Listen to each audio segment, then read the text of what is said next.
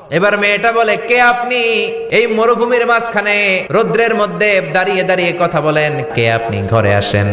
সৈয়দনা ইব্রাহিম বলে, না, আমার পরিচয় দিব না, ঘরেও আসবো না। মেয়েটা বলে, আপনি যদি ঘরে না আসেন আমি কিন্তু রাগ করব। সুবহানাল্লাহ কোন। জোর করে ঘরে নিলেন, শরবত খাওয়ালেন, খেজুর খাওয়ালেন, রুটি খাওয়ালেন, মাংস খাওয়ালেন। সৈয়দনা ইব্রাহিমও চোখের পানি ছেড়ে দোয়া করলেন। ও মিয়া, এটাও মাইয়া, আগেরটাও। আহা, বেশ কম আসরা নাই। সৈয়দনা ইব্রাহিম মাথায় হাত বুলিয়ে দিয়ে দোয়া করলেন আর বললেন, তোমার স্বামী যখন বন থেকে ফিরে আসবে ফাকরাই আলাইহিস সালাম, তোমার স্বামীর একটা সালাম দিবা, আর বলবা ঘরের দরজার নতুন চৌকাঠ যেন জীবনেও না পাল্টায়। ইসলামিক লাইফ, জীবন গড়ুন কোরআন সুন্নাহর আলোকে। সৈয়দনা ইব্রাহিম ওনার ছেলে ইসমাইলরে দেখতে গেলেন। অনেক দিন পরে দেখতে গেলেন। ওই দিন বাড়িতে সৈয়দনা ইসমাইল বাড়িতে নাই, বনে গিয়েছে শিকার করার জন্য। বাড়িতে সৈয়দনা ইসমাইলের বিবি সৈয়দনা ইব্রাহিম ঘরের দরজার বাইরে থেকে সালাম দিয়ে বললেন, আসসালামু আলাইকুম। ভেতর থেকে কর্কশ গলায় একটা মেয়ে সালামের উত্তর দিয়ে বলল, ওয়া আলাইকাস সালাম। গলার মধ্যে কোনো মায়া নাই, মহব্বত নাই। জিজ্ঞেস করলো সৈয়দনা ইব্রাহিম, মা কেমন আছো? কাইফা হালুকি ইয়া উম্মি। মেয়েটা কয়, বেশি সুবিধার না। তোমাদের খাওয়া দাওয়া কেমন চলে? ভালো না। তোমার জামাই কই? বনে গেছে। এবার মেয়েটা বলতেছে, আমনে কেডা? সৈয়দনা ইব্রাহিম বলে, আমি কে চিনবা না?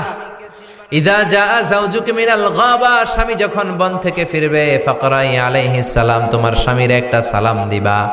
ওয়া মুরিহি আইগাইরা আতাবাতা বাবিহি, আর বলবা ঘরের দরজার নতুন ঘরের দরজার চৌকাঠটা যেন তোমার স্বামী পাল্টে দেয়। এই কথা বলে বুখারীর বর্ণনা। কিসের হাদিস? বুখারীর হাদিস। ইব্রাহিম চলে গেলেন।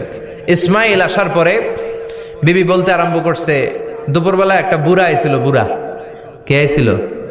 সৈয়দনা ইসমাইল বলে, কোন বুড়া আসছে? কি বলছে? বিবি বলে, আপনারে সালাম বলছে। ওয়ালাইকুমুস সালাম। আর কি বলেছে? আর বলছে ঘরের দরজার চৌকাঠ যেন আপনি পাল্টে ফেলেন। এই কথা বলার পরে সৈয়দনা ইসমাইল চিৎকার দিয়ে বলে, ও কি করলি তুই? নিজের কপাল পুড়লি, নিজের কপালে নিজে কুড়াল মারলি।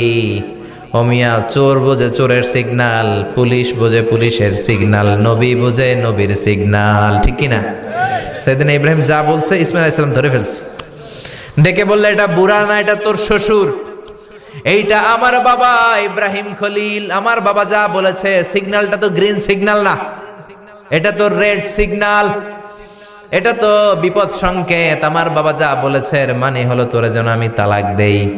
Gate out, get out, I divorced you. তোরে তালাক দিয়ে দিলাম। বাবার খুশির জন্য তালাক দিয়ে দিস। আপনার আব্বাও যদি আপনার বউরে এমনি তালাক দিয়ে ফেলতে বলে, দিবেন নাকি? আবার দিয়া ফেলেন, দিয়েন না, মুসিবত আছে।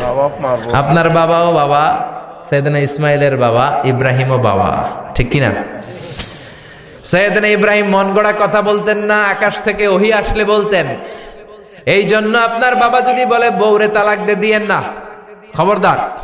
বাবারও বুঝাইবেন, বউরেও বুঝাইবেন, ঘরে সংলাপ করবেন, সমঝোতা করবেন। আমগো দুই নেত্রী সংলাপ করে না তো কি হয়েছে, আমরা সংলাপ করব, ঠিক কিনা? ঘরে ঘরে আমরা সংলাপ শুরু করব।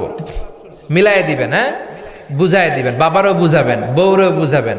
তালাক দেওয়ার ইসলামী যে সিস্টেম, এটাকেও মেনটেন করলে পৃথিবীতে কোনো তালাকই থাকবে না।